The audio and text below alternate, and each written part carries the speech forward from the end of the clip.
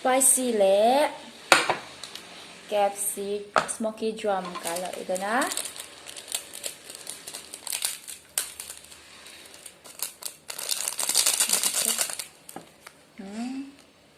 2x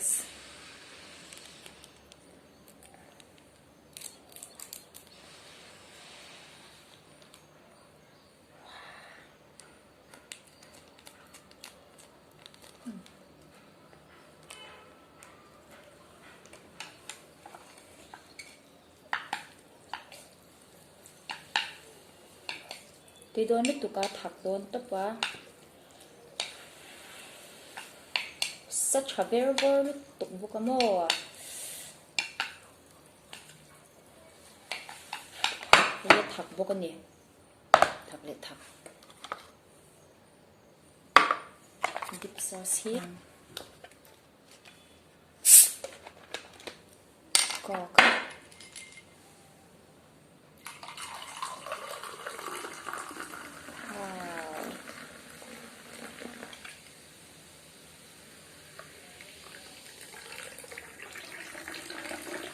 ผ่าน burger เห็นนานชิ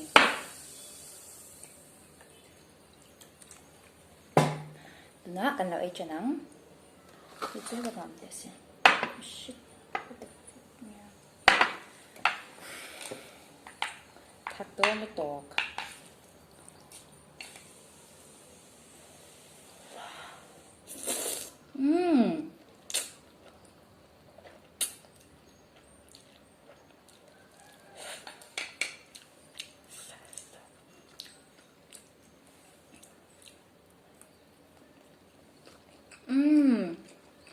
닭 저 컵 왜?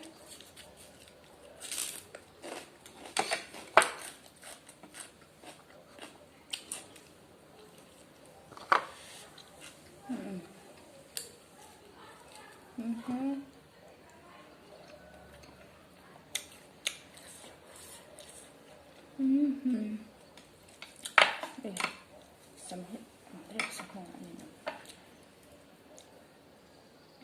ai biết ha tốt phép để đẩy lá rồi lá yan ha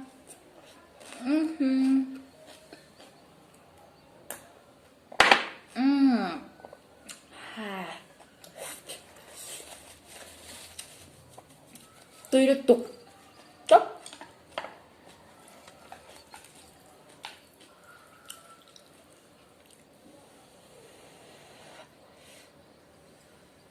xây lên tụ cá mến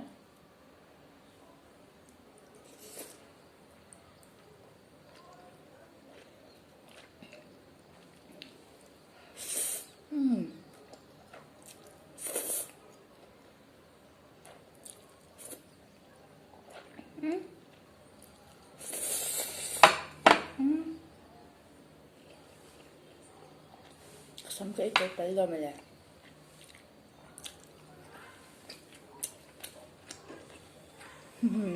nó vẫn chắc là chắc tại bé cho ta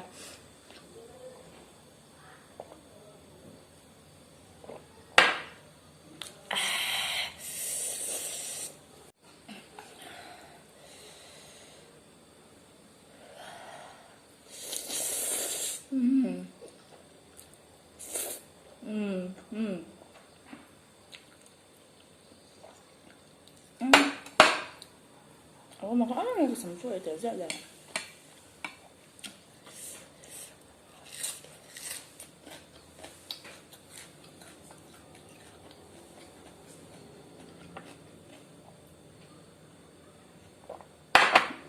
cái sắm này ấy tới giờ còn chỉ chứ đấy mà làm như thế ở cái gì à mọi khác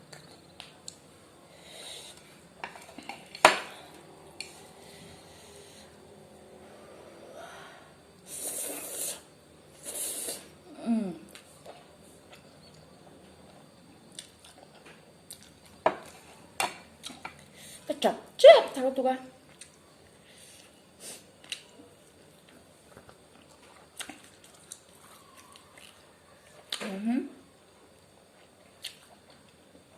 diệt cứng.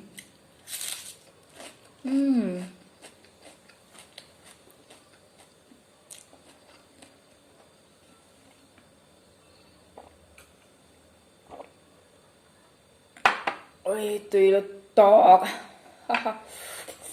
Thế thật xếp rồi nhỉ.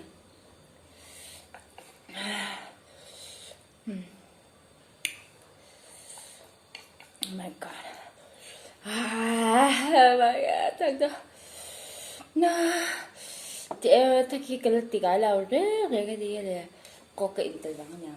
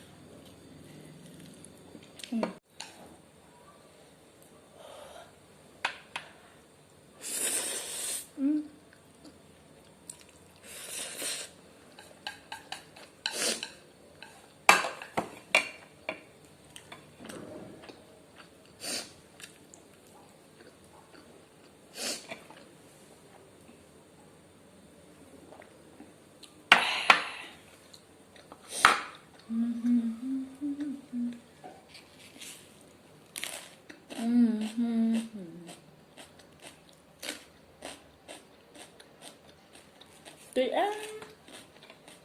Vậy lại hít chút vào ngay na nhỉ. Cái là bột bắp. Cái thao phải chọn hết là. Này, hết trăm rồi.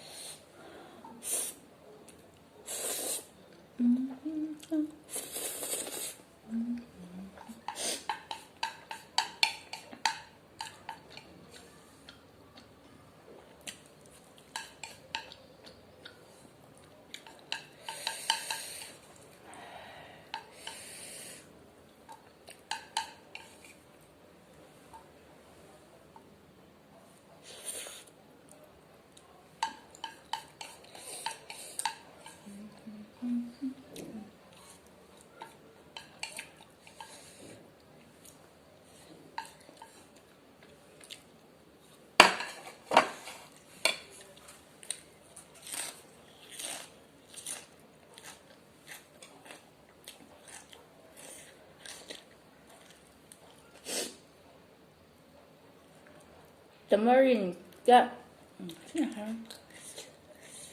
tamarind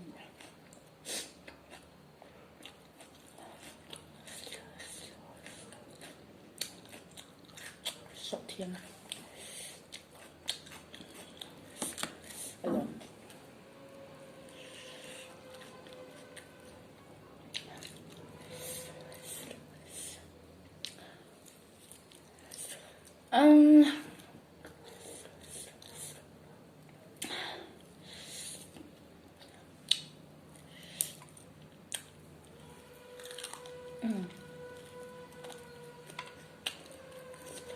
이거 해주겠네, 저는.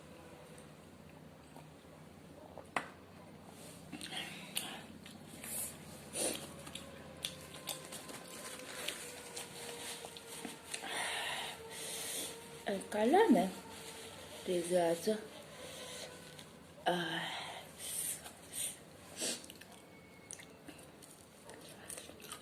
không phải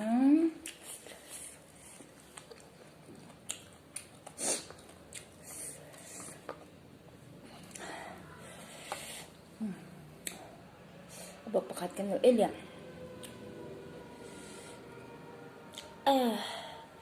Takadontok.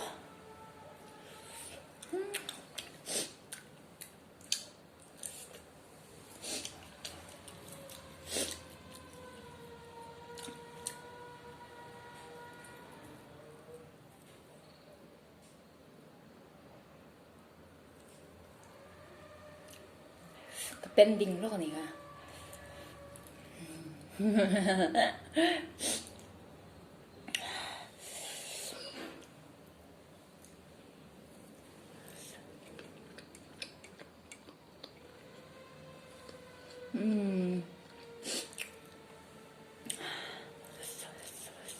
또도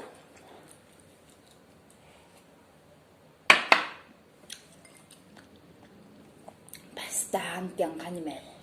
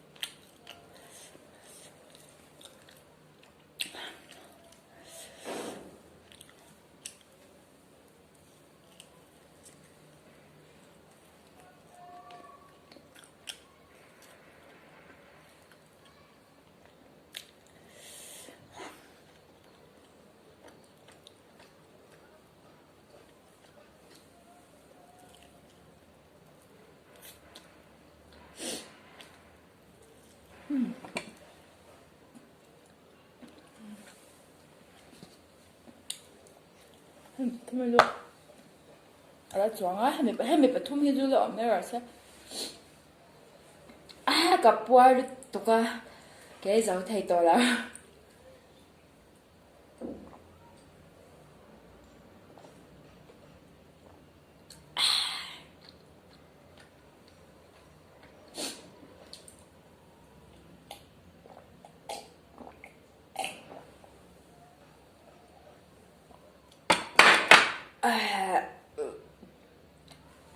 กับปัวตัวก็ถ้าต้องการที่เสีย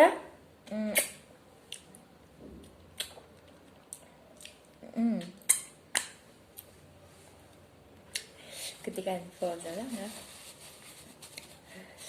KFC lah spicy corn ayah John